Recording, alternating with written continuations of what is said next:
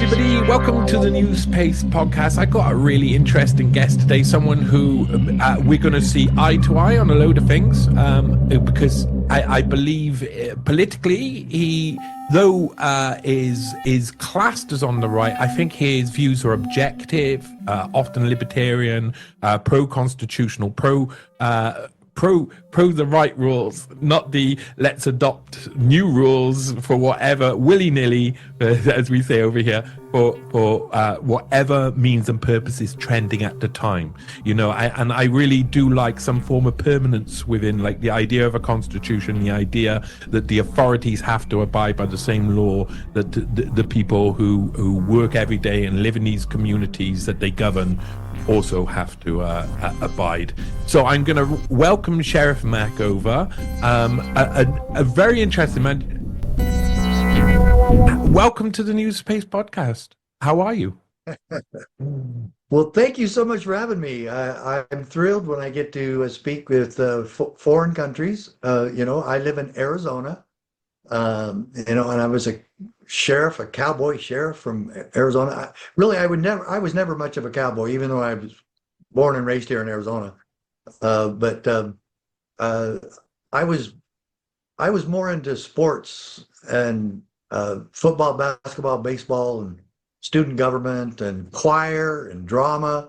And so, look, I love versatility. I love trying new things. Some I was taught by my mother. And so I'm really glad to be on your show. And I would love to do more shows in Japan and China. And of course, China's not going to allow it. But I just want to reach out more, because the bottom line for me is that every government in this world should be doing one very important thing, and that is to guarantee the liberty of the people that live in that country. I don't care if it's England, I don't care if it's France, I don't care if it's Iran, Iraq, Egypt. Every country should be defending the civil rights of every citizen in that state, in that country, in that government.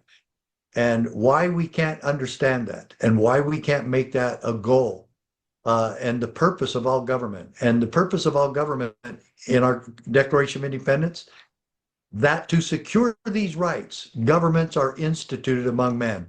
Why can't everybody be a part of that? You don't have to be America. You don't have to be like America. We want you to be like your own. We want your culture. We love your cultures. But freedom should be at the top of the list for every single person, regardless of color, regardless of creed, regardless of nationality. I don't care who your daddy was. I don't care where you were born. I care that you are part of one race, and that's the human race. And we're all in this together. And if there's exemptions to that, we're all going to get our turn. And it appears that has happened historically. I like what you say there. I mean, I talk with a man called Graham H. Moore, who's the head of the English Constitutional Party over here in the UK. He's a great man with a great lot of knowledge, and he points out that over in Wales, where I am, in England next door, they use, of course, English constitutional law, which is a very ancient constitutional law that's worked very well for quite a long time. It can always be improved upon and can be altered when needs be. Texas also uses, over in the States, Texas is a state that also uses English constitutional law, and the idea of a constitution has evolved over time, over a very long period of time, and has slowly adapted. And I feel that there's a sudden urgency as we approach the digital era and the information era to suddenly adopt and allow things like people like academics to change the idea of how we perceive a constitution at a very low level, a very base level that undermines constitutional democracies themselves. Let's start off, right? So I don't consider myself of the left or the right, because I'm a journalist. I like to get into an objective state I left. I used to be. When you said you don't care who my dad was, I don't care. You know, like the same with other people. You know, you prove yourself within your lifetime. But I was brought up in a left wing family. My father was definitely a socialist. Used to march next to socialist leaders in the UK. Was a steel worker. You know, and Britain at that time, the steel industry. You know, it was on the edge of nationalisation, and it was always rule for within the left wing parties, which meant that nationalisation was always on the agenda. That got taken out under Blair, of course, with the left. So I've always been of the left. But where do you consider yourself residing? Because I'm sure that, you know, lots of people would say right-wing libertarian or constitutional libertarian, etc. But I feel that you've got a little bit more objectivity than that. Where would you consider yourself on the modern political spectrum? Well, I've called myself a constitutional conservative libertarian with a small L. I've actually been in the Libertarian Party before.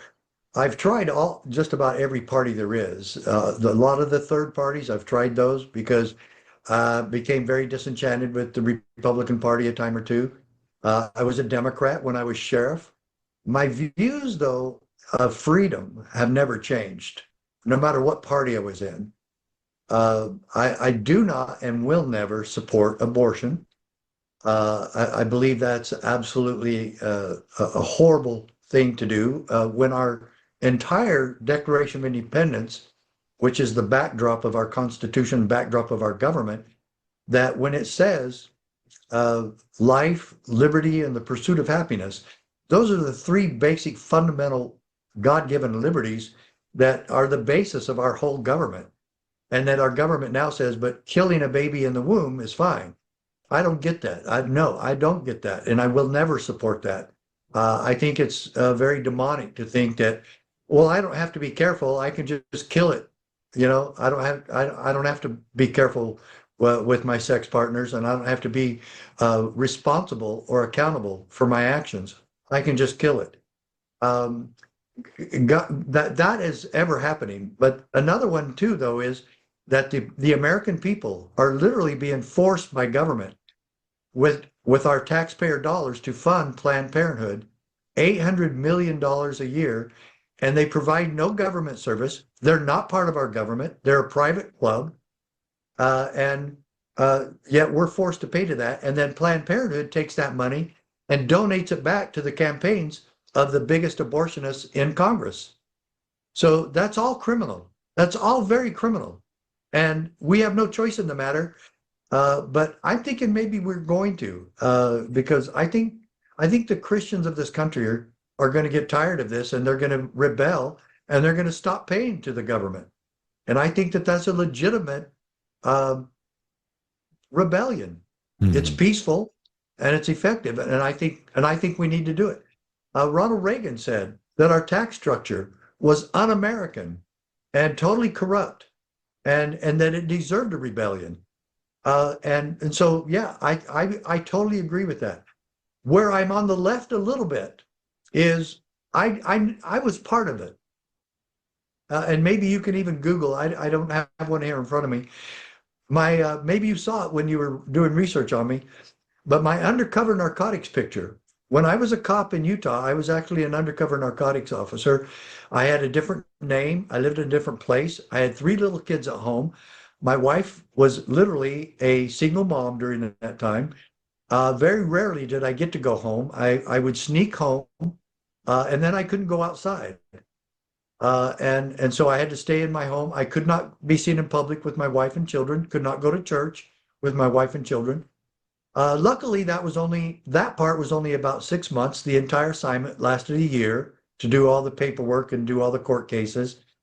But I don't support the drug war anymore. I believe it's too much of an excuse for big brother government.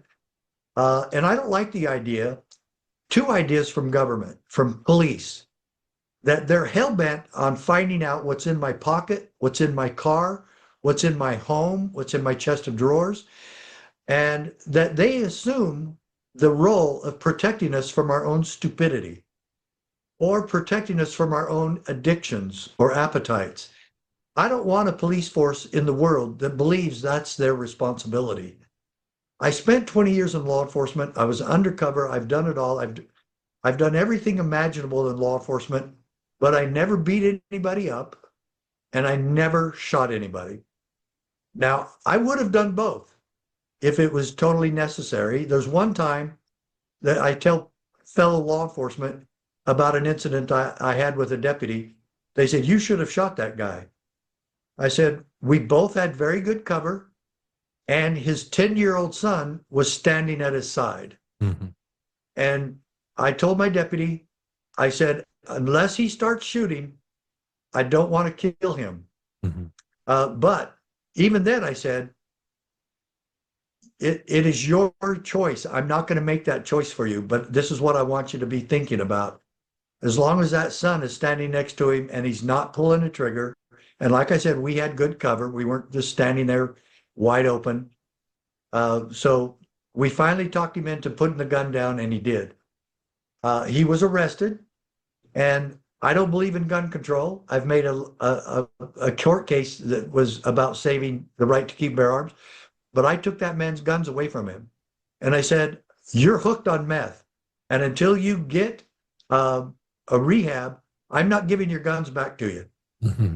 I can't stop you from going and getting another one, but I'm keeping you from this, and I really hope you'll take care of yourself. You scared the hell out of your son and us, and you need to get this problem solved." So I'm all for legalization of marijuana. Maybe I should say decriminalization, because what do we know about history? Prohibition did not work. Making alcohol illegal was stupid, and I don't drink, and I don't want anybody else to drink, and I don't smoke, and I don't want anybody else to smoke. But those are horrible things, and I just don't believe that, along with Abraham Lincoln, I read his stuff, that prohibition makes crimes out of things that aren't crimes at all. Yeah. And that's where we've gotten with the drug war. Yeah, And I have to say that. Can anybody tell us that the drug war's been successful? Come on. A lot of that drug war actually got funded just after prohibition of alcohol, because they suddenly had a massive amount of funding for cracking down on alcohol. So they focused all of that on cannabis. And yeah. I can tell you, it swings backwards and forwards throughout history, what is allowed and what isn't allowed. But we are a little bit more sensible than that now, and I think everybody can see that there's benefits to decriminalizing almost everything drug wise to an extent. I agree with that. And again, that is a facet of libertarianism. Now, I find it very interesting that you talk about that, because I have done a lot of research, of course, on the drug war. I've lived in South America. I grew weed in just a few plants in South America as well. So I mean, I could say that I've got a dog in the fight somehow. In Central America. Yeah. It's a fantastic. I live down in Chile. I got a son down there too. And, the drug war, obviously, a lot of, you could say, the Western people who were based in South America during that period were somehow involved in a lot of trafficking, a lot of arms stuff. There's been a lot of history where intelligence itself uses their opportunity to commit other crimes under the guise. So I do agree with you about and that. I don't want anybody to get crazy thinking here. I don't give breaks on drunk driving. Mm-hmm. That's a life and death situation. Agreed. And I don't care what you're high on. I don't care if you're high on prescription drugs. I don't care if you're high on marijuana, cocaine, fentanyl. I don't care what you're high on. If you're driving and you're impaired, you should go to jail. Agreed. Okay? I can definitely agree with you on that. My dad was in a car accident in 1989, which broke nearly every bone in his body. One arm and one leg. He was in a wheelchair. He had left. He was he had left unbroken, and he was in a wheelchair for 18 months. It crippled. It crippled our family more than anything. At the time, because he was such a central figure in the family, and of course he had lasting damage after that and lasting issues, and that was actually a drunk off-duty police officer, and they lost all the Oh, evidence in the God. case as well. So he never actually. He later got arrested and convicted on some other charges for something else, doing it over and over again. It doesn't matter who they are. It doesn't matter. I agree with you completely. Now, one thing that you were saying about that, there's the drug war and wars like that are often utilized by nefarious actors. Now, at the moment, a lot of people would say Yeah. globalism and technocracy is one of the biggest dangers to our society, to constitutions, to states, and to democracy in general. And that when you say, it's like Big Brother by the back door as well, these things, that is very much a facet of technocracy, is that they want to codify in algorithms rules and a different form of constitution, as Klaus Schwab talked about the Great Reset. Do you feel that you are politically, I suppose you'd say, predisposed to opposing the coming technocracy because you believe in libertarianism or liberty? Yeah, technology, even before AI started, is something I've always been reluctant to accept. I kept a flip phone way after all these other smartphones and Androids and all those others. And my kids and my grandkids are saying, "Oh, get this phone. It's look, a 3-year-old can do it." And I said, that worries me too. I don't want a 3-year-old to know how to do all that. They shouldn't know how to do all that. But screen time, I believe, is killing the world, killing initiative. You go to a restaurant and you see a family sitting there, and every single one of them are on the phone. Mm-hmm. And it is brought us so much easy entertainment. Like kids, when they're traveling, what do? You give them an iPad and let them play any games, what they want. They never talk. They just do that. If you take it away, they cry, and that's about it. And when we traveled, when I was youngster, we sang songs and we played games and we communicated and we got to know each other better. Yeah, now, we did. Technocracy has taken us totally away from valuable human relationships. Yes. And so, no, I don't like it. I keep saying that I'm going to go to Hawaii someday. I'm going to go out on a boat and I'm going to throw my cell phone into the ocean. Yeah. But I don't want to contaminate the ocean either. So I love Mother Nature. I would say what you're describing there is people, and this is one of the points I'd like to make when we talk about these subjects, is that the people are now deferring to their phone. Are they not deferring their liberty over to devices to tell them what to do? Isn't that what do people actually know what liberty is? Yes, because you can be followed everywhere you go as long as you have your phone with you. And not only that, they can follow your footprints where you've been. They can literally go to my phone and say every place where I've been, wherever place you've been. And I told my wife one day when Trump was talking and all the threats that have gone towards Trump and the assassination of Charlie Kirk, and I said, I don't want that kind of fame. I don't want to do that. I want to be free. If I want to get up and go to Disneyland with my family, I want to be able to do that without having 100 security agents around me. I want to be able to just go to the beach with my grandkids and play with them. And I want to be able to go to a movie, with my wife and not have 10 security guards around me the whole time. I want freedom, and I want it for everybody else. And that's another reason why I don't like the technology that has taken over our lives. And I really am afraid of AI. I'm really disappointed in Amazon replacing 600,000 jobs with robots. I don't want to be part of a robot society. That movie, I, Robot, with Will Smith, that has always worried me. And now it's coming to fruition. It's looking like it's all possible because these computers, these robots can be programmed to be very human and to discern. And it just, Johnny, it has gone too far.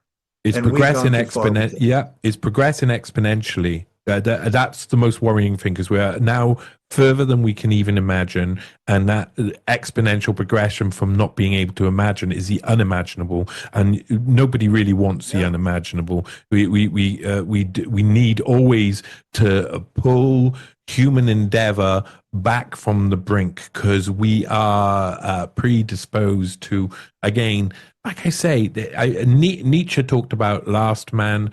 Nolan Gertz talked about people being told how much they should run by their Fitbits instead of thinking, how much do I feel like I should run? How much do I want to run? You know, people don't ask themselves questions. You know, if Marcus Aurelius was around today and said, you know, at the end of the day, look across your day as from a bird's eye view, you would just be stuck in, most people would be stuck in their phone, and they would be just scrolling and asking others for the answers to who they are and themselves. So we've entered in now. I want to go over to the politics of now, because one of the I'd say for me, and I'll tell you where I stand with President Trump. For me, I've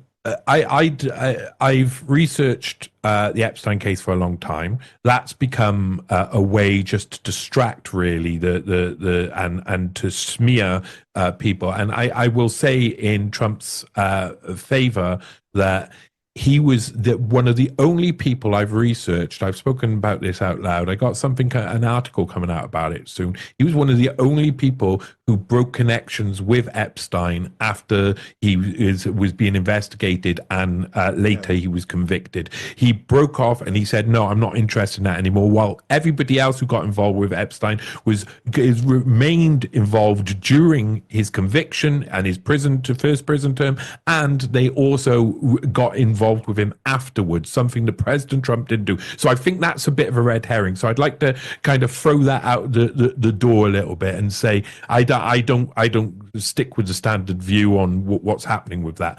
But the negatives, I would say, for me, is one is allowing Israel such open. I mean, it's clearly what's happening on the ground is horrific, and there's no, you know, an eye for an eye doesn't mean 1,700 against like 600,000 deaths. You know, that doesn't sit right to me, and the ability for these people like Jeff Bezos, who are taking away jobs and transferring them over to robots and AI, or a Peter Thiel and some of the others, he's allowed the technocrats in at the ground level. Those are the two main criticisms that I have of Trump. What do you think of those criticisms? You know, whatever it is that Netanyahu has done, and some other high-ranking governments, or the secret combinations that exist within the society or government of Israel, is no justification for anti-Semitism, and I'm very much against all of that. And the democratic institutions in America have really turned anti-Semitic, and I don't support that ever. You know, if there's Christians that do something wrong, it's not a slight against Christianity. If Presbyterians, if Methodists, if Mormons, whatever it is. Could you transpose that same thought process to Muslims and to the right? Exactly.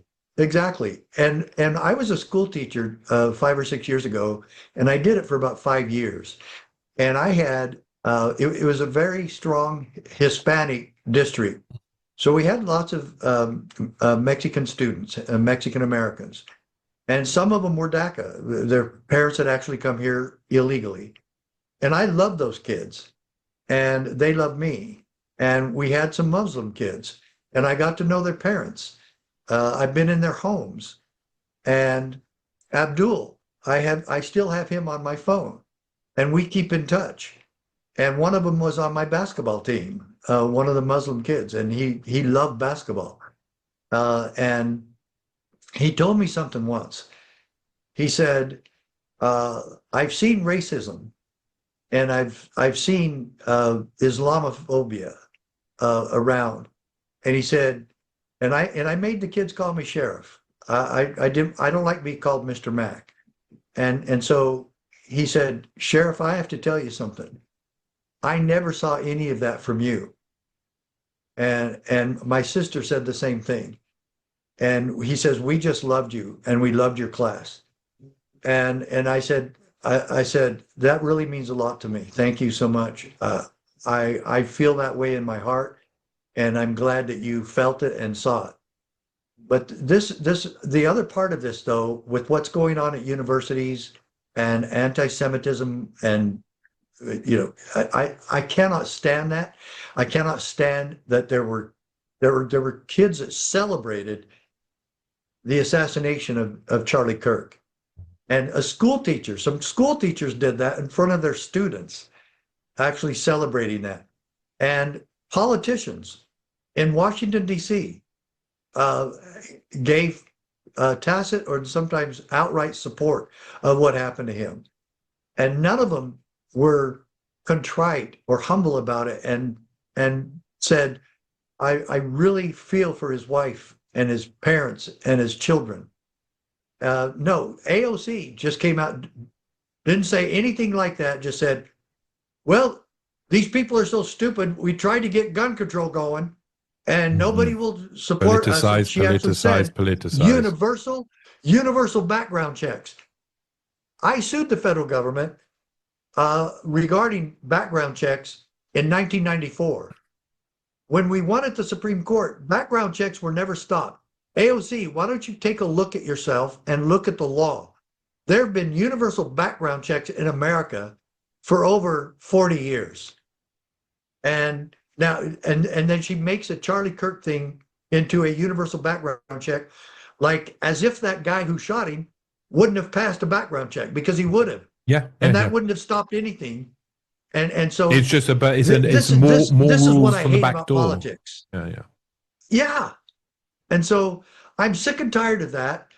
Look, if Netanyahu's doing something wrong, I've heard Trump criticize him several times, and why he didn't do that. So I don't think Trump is easily swayed by Netanyahu, but I also want to appreciate that he's been one of our allies in the Middle East, which we have very few of. But at the same time, I don't support excuse me. I don't support foreign aid. The United States is giving money to our enemies. I don't support the United Nations. I don't support the money that we've paid to the United Nations. The United Nations has not kept the world safe. They're all about global government. And now they want to tax the people of England and the people of America. And no, we should get out of the United Nations. They have not done anything good regarding liberty. They were formed by communists. They're run by communists. They've done nothing to call China to task with the failure of human rights. And they've done nothing to get Russia to stop the invasion of Ukraine. And so they've done nothing. They've done nothing except make the world a worse place. So that's where I'm at on all of that. Yeah. There's a couple of things there, because I see. First of all, I say, the United Nations, when that was set up with a vision, a straight after World War II, post-war vision of the world, the world, and instantly, I mean, Israel hadn't been founded yet. Nahum Goldman, who was one of the founding fathers of Israel, was given an office straight away in the UN. Their plans were, let's reform the world into a way that we can have globalism. That did include supporting the world as it looks now and creating it. And the problems and the issues that we got are kind of from that as well. A lot of different other problems. But I'd say that when you talk about Charlie Kirk and you talk about the people on the campuses and tension on the campuses, I would put forward that there's a lot of neoconservatives policy of the past that is the reason why that exists. When you're talking about you don't want to be funding other things, we've seen the Department of Government Efficiency, which I think is a reorganization or digitalization of neoconservative sort of arms and structures. So people like Soros and others have been setting up non-governmental organizations for years. You know, they did the same out of the German Marshall Fund,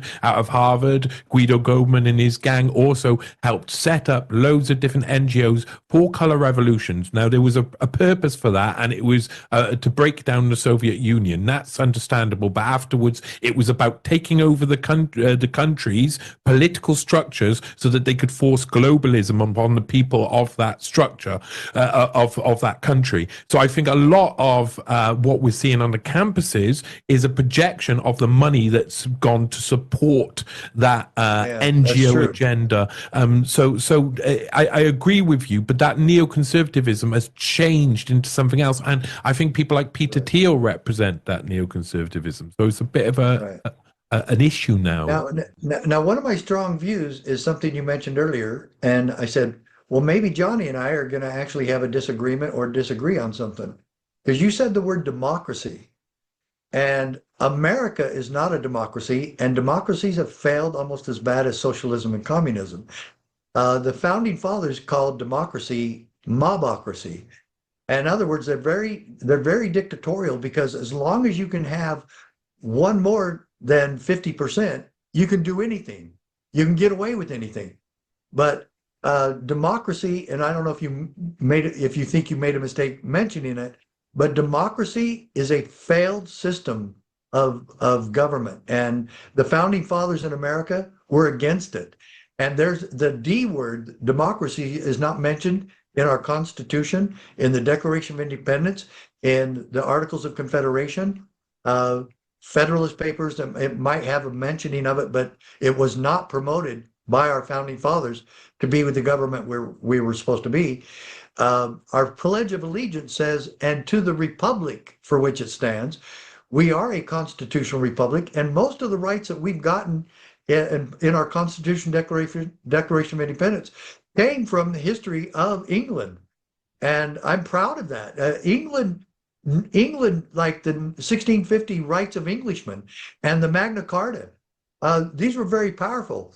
The English leaders and monarchies were very poor at protecting rights, but English leaders were very good at promulgating them. And there was an English civil war for the 1650 change. There was an English civil war that went alongside it to make sure that they could institute that. But it is a progression that these things lead to war. Say about democracy is not synonymous with liberty.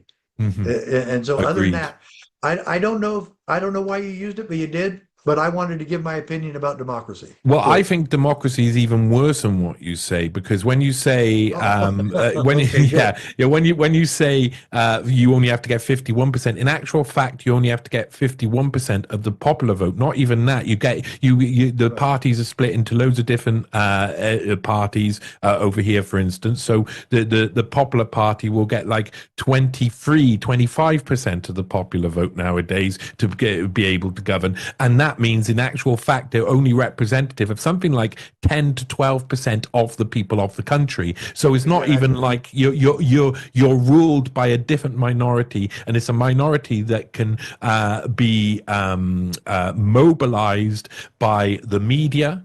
And I don't want to be ruled by the media, and I think currently we are in a state where we're partly ruled by the media. Okay. This is the way I see society working. Works, and you can criticize or we can talk about this, and then I'd like to get on to your visions of what you want to see President Trump do. But I go back to a woman, and I've talked about this a couple of times. A woman called Alice Ricks, who worked for the San Francisco Examiner as a reporter between 1896 and 1906. I think it was around then that she left. And she used to write a weekly column. And she was a fantastic writer. And she one day she wrote in 1896, she wrote about Bohemian Grove. and she described Bohemian Grove very early on. You know, this old boys club network that had been just invented, and this woman from San Francisco went and she asked her. What she did was she used three characters as a way to describe her conversation with three fictional characters so that she could describe how society works. And she did a fantastic job, in my opinion. And I know there's banks and businesses and all sorts of other things that affect society, but I can explain it in basically one sentence.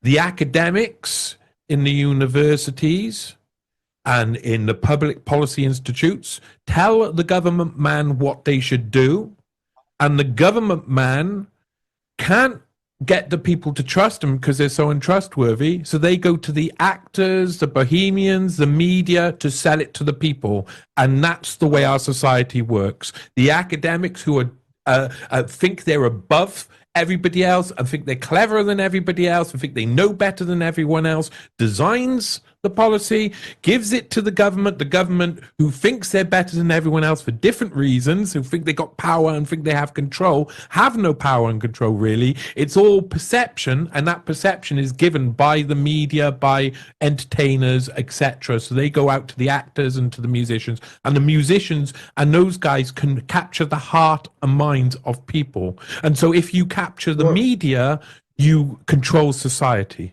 Would you agree with that, or have I?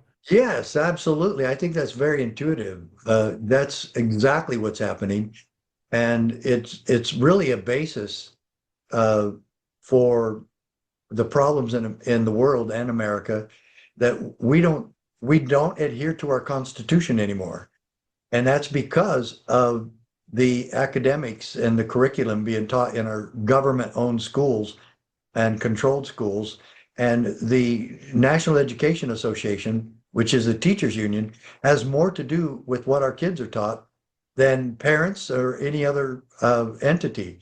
And so what has been really big time flowing in America education is homeschooling, because the parents saw what was going on and that their kids were being taught and inculcated and brainwashed about wasn't what they wanted their kids to do. So now there's private schools and there's charter schools, and I used to work for a charter school, and a lot of them now are very focused on teaching the Constitution and what our founding fathers believed, and we were allowed to say God if it was a quote from any of the founding fathers. So that was quite a few, actually. But the mainstream schools still were not allowed to say any of that. And so to talk about we are endowed by our Creator, right out of the Declaration of Independence, the first couple of lines, that this is what it all comes from, and that our God-given rights are to be protected, and that's what the purpose of the Constitution was, is to protect what we were born with.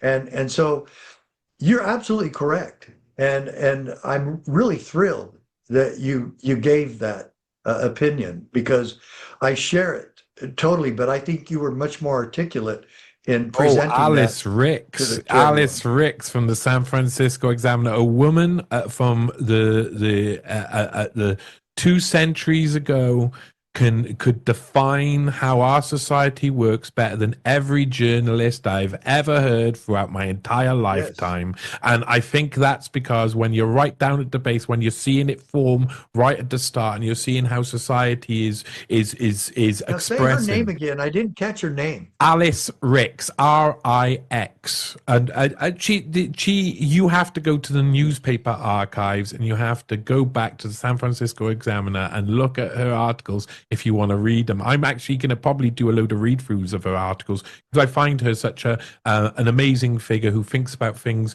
so differently that I've done a lot. What was her first name? Alice, like Alice in Wonderland, Alice. Alice, okay. Yeah. Alice Ricks. Okay. Alice Ricks. Thank you. I'm going to definitely look that up. Yeah. Another person, though, from France was very similar.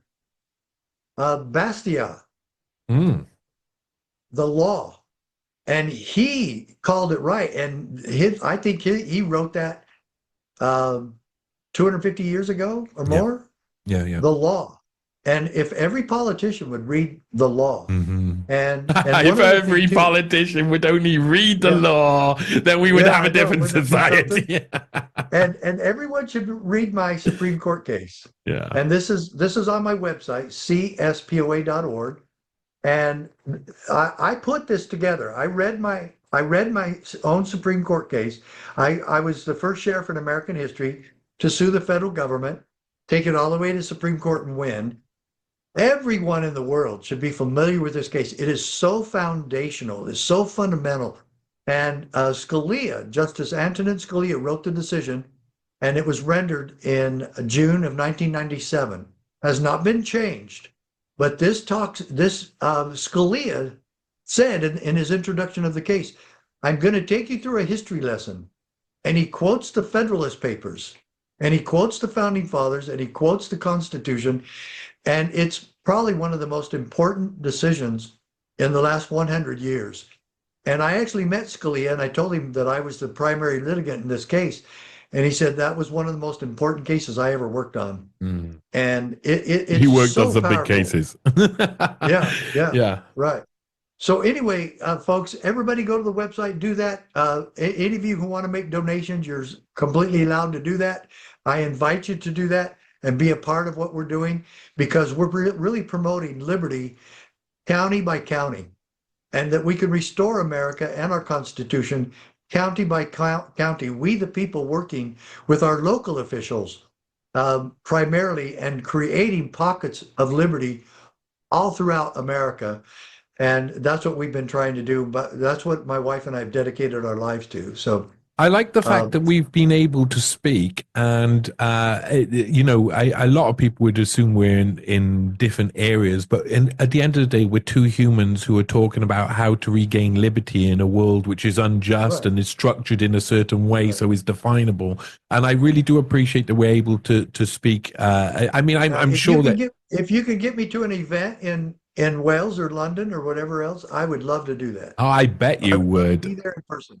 I bet you would. I'd love to meet you in person. Now let's we got about say 10 minutes, 15 minutes left. Tell me, because I've asked you a few, and I want to ask one question actually just before I ask this, because you did you were talking about you working with Latin Americans, and you actually studied Latin American studies, didn't you? I did. That was my degree, Latin American Studies, and a minor in sociology. And I lived a year in Guatemala and a year in El Salvador. Oh, wow. No, I'm going to say it right. Yo viví un año en Guatemala y un año en El Salvador. Oh, good accent. Oh, good accent. Well done, you. It's a different world down there. What was your, just very briefly, what was your experience of Latin America and South America? I was very impressed by the poverty-stricken nations that they were. It really made me feel sorry. I would be in a bus and watch a mother have her two children go to the bathroom in the street next to the curb. And I was really taken by that. And I know that they've all made strides since then, because that was back in the early 70s when I went there. But they're still third world countries, and the banana republics that exist there and the dictatorships that exist throughout Latin America. In my studies, probably the most amazing story ever was Evita Perón. But she climbed her way to the top very ruthlessly, and when she got to the top, she became even more ruthless. And yet there's a Broadway play made out of her life. Yeah. And but still, another country that impressed me was Costa Rica, and how they have no army, no military, and they're one of the most peaceful nations in the world. One of the most beautiful nations in the world too. And one of the most beautiful. Yeah. And Brazil, with the poverty that's in the big cities. So what did they do? They came up with an idea. Let's get these horrible populations to spread out more. So they created a new capital and put Brasilia in the middle of nowhere and got the population to disperse a little bit better.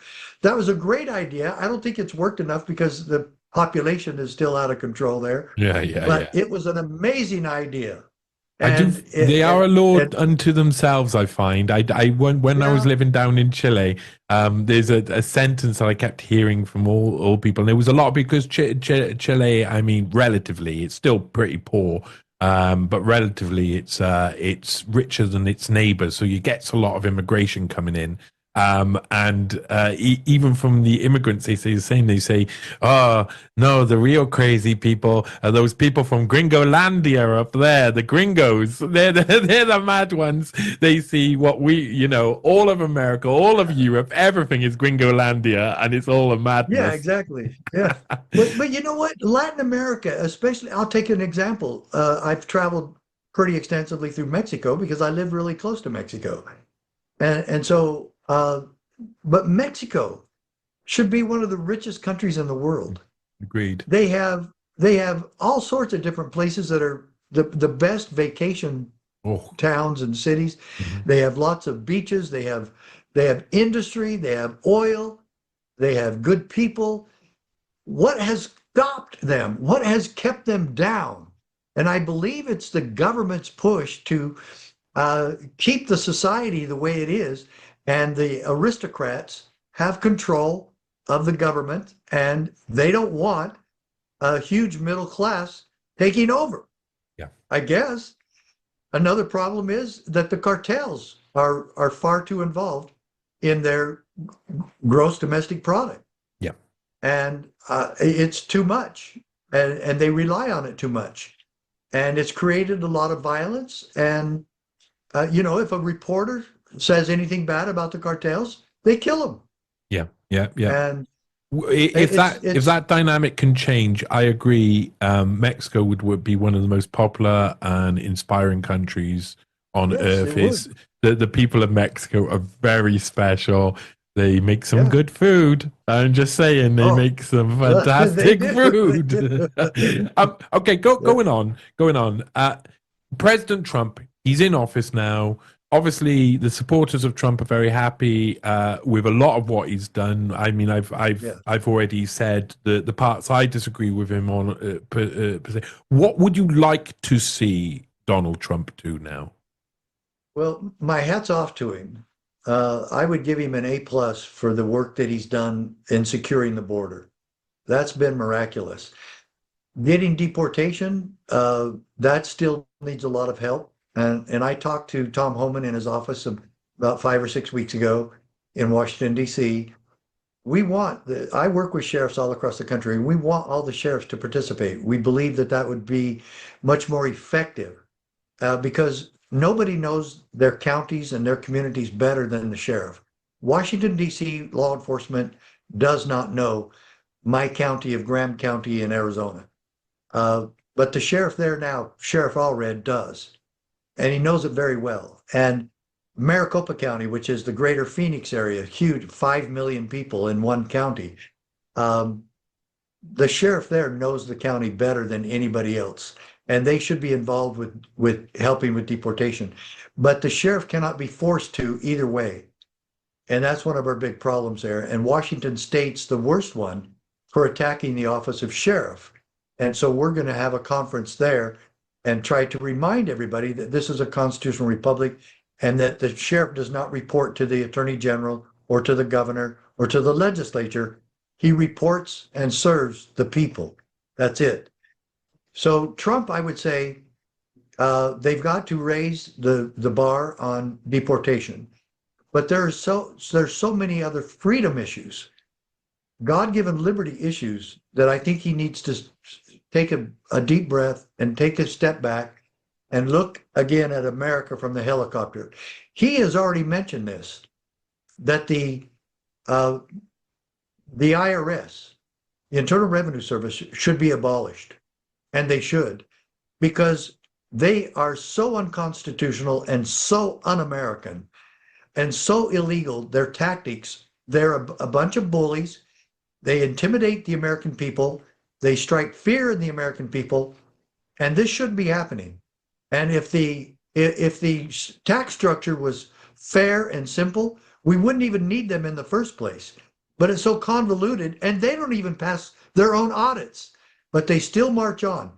Liberty, individual God-given liberty, and the IRS cannot coexist. And the historical fact of that is they have not. And the IRS has continued their reign of terror across our country. That organization should be abolished, and they need to revamp the entire structure to make sure that taxes are fair and simple and honest. And the spending of Washington, D.C. is ridiculous and out of control and sometimes criminal, like I pointed out. So the first thing on the list is defund Planned Parenthood. Do not force Americans to pay money to a private organization that provides no government service whatsoever. So defunding Planned Parenthood needs to happen. Reining in all spending needs to happen. Foreign aid needs to be completely curtailed and stopped. It's not our duty to keep. We used to give foreign aid to Venezuela, and now we're bombing their drug boats. We should have stopped foreign aid there a long time ago. I hope we still have. I don't know if we've done that yet, but funding countries throughout the world that hate us, funding a United Nations that hates us, is all counterproductive. And it needs to be America first. Another one too is the Federal Reserve. In Article 1, Section 8 of the Constitution, it says that Congress shall coin money and regulate the value thereof. Who does that? It's the Federal Reserve. And the Federal Reserve was formed in 1913, and Congress abdicated that responsibility over to private banksters.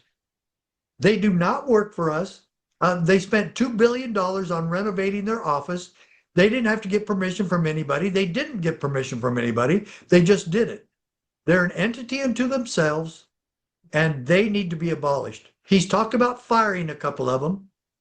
Don't just fire a couple of them, fire all of them, and take that responsibility in our Constitution back to Congress where it belongs, and get rid of these organizations that run our country, destroy our economy, and they've been extremely inflationary, and these things need to stop.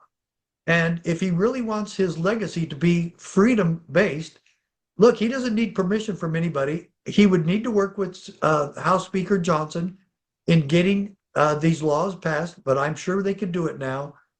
And Republicans and Democrats alike have been culpable of improper spending and keeping Planned Parenthood funded and keeping the IRS funded. This needs to stop. This is America, where liberty is supposed to be first. And if we really are putting America first, get rid of the Federal Reserve, get rid of Planned Parenthood, and get rid of the IRS. There you have it. And I'm willing and able to volunteer to help you in any way, Mr. President. You've done a great job. And I hope that we really do make America great again. But we can't keep the IRS and Planned Parenthood. Look, I'm not talking about getting rid of abortion. We're never going to do that. Mm-hmm. I pray that we could, but we're not. I want to define that for people listening who, at this point, there's going to be people saying, "Oh, but what about all of these niche, extreme, different reasons? All these other reasons that they can find to say, oh, but we need to keep Planned Parenthood. Planned Parenthood is an organization. The United Nations is an organization. Inland Revenue is an organization. You don't have we can find another mechanism for debating that without these people dictating to us and paying those people to dictate to us. Debate that I'm bringing up. Mm-hmm. It's not. I understand that, but I know that a lot of people won't hear that because they are triggered, and they have been primed to be triggered. If you want to donate to Planned Parenthood, you go right ahead. Mm-hmm. I can't stop that, and nobody else can. Yeah, I can't. They can exist. I'm not saying they can't exist. I don't like them, and I don't agree with them. But Forced funding from taxpayer dollars is what I object to a private group. I can dig that. I can dig that all of the way. And I think a lot of what you're saying is about, I mean, just closing out, a lot of what you're saying there is about to happen over in Europe and Britain too. I know that there's been a rollback on a lot of the programs that they introduced over the past 10 years, 15 years, which are really extreme about on loads of different fronts. We've had, when Keir Starmer took office, we had the boats rise by 4 times plus. So the amount of immigrants coming in, I have to say that I am such a big fan of people from other countries. It doesn't affect me in the same way per se, because I'm, I just will get on with anybody, whatever. But when I look out my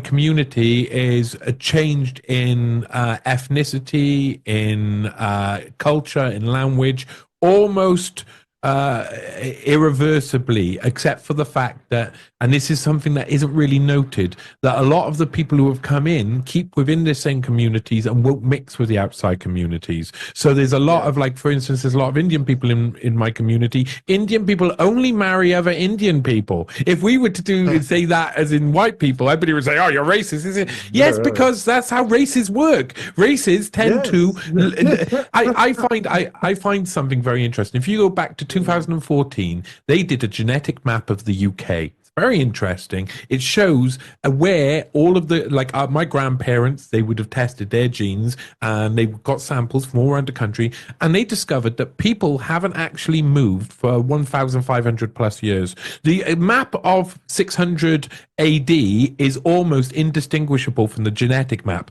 The Cornish are still Cornish people. They're separated from the Devonian people genetically in haplotypes by a border, which is the exact border of their county. There's the Humber people, there's the Lancs, there's different 5, 6, 7 different genetics in Scotland, there's 5 different genetics in Wales. We're all very different people. We may all be white, but we're all foreigners in different ways, and we all found this land. Our ancestors found different parts of these lands. They settled here over time, and people tend to marry people who they feel like connected to, and that's often an underlying genetic process that we don't actually understand or see, or are unable to vocalize properly. And I think that we're going to see the same things you're talking about: the immigration, a push for immigration, a push for controls on these crazy organizations, and a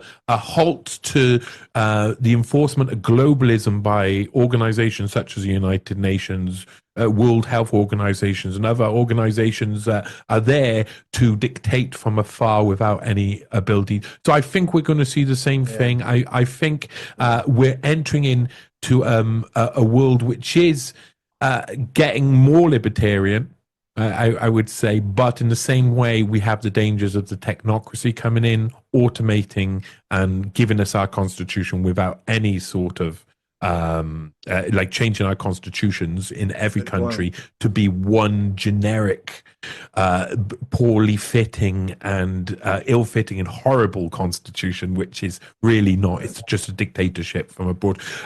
Richard, I hope you know that I've had a really good time talking to you today. So it's been awesome to meet you. I really want to come to meet you. If you ever speak or come over to America, let's do an event together. If we can do it over in Wales or London, I would love to do that. I think our two voices might multiply and make it even more powerful together. But thank you for having me, and I would love to come on anytime. Awesome. Thank you for coming on the NEWSPASTE Podcast.